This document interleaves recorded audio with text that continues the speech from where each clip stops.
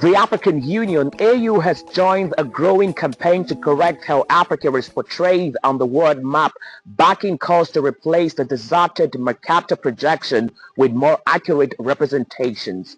For decades, the Mercator map has been the most widely used projection in schools, atlases, and even digital platforms. But critics argue it was never designed to show the world's land masses in their true proportion. Originally created for navigation in the 16th century, it stretches regions near the poles, making Europe and North America appear much larger, while shrinking continents near the equator, particularly Africa. In reality, Africa is massive, larger than the United States, China, India, and much of Europe combined.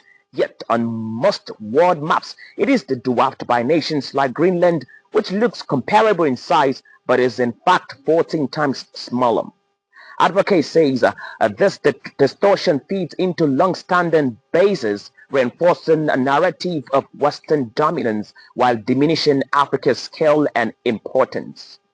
AU officials stress that correcting Africa's image on the map is not simply a matter of cartography.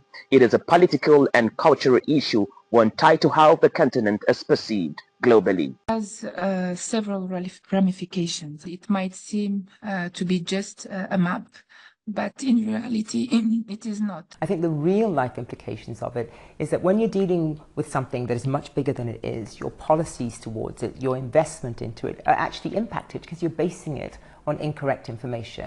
Maps shape mindsets. When AU delegates said, if Africa is drawn small, it is seen as small, but Africa is vast, rich, and powerful. The world must see it as truly as it is.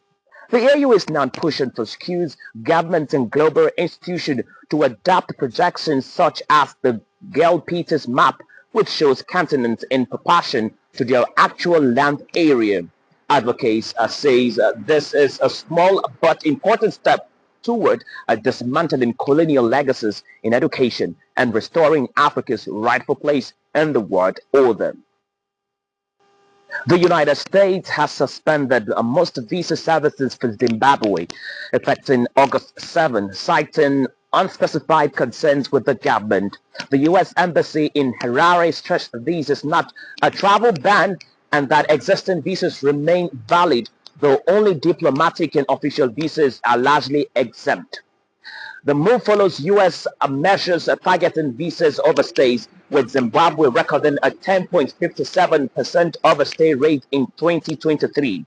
At the same time, Washington has introduced a bond of up to $15,000 for certain visitors from Zambia and Malawi. The suspension has raised concern among Zimbabwean families who fear its impact.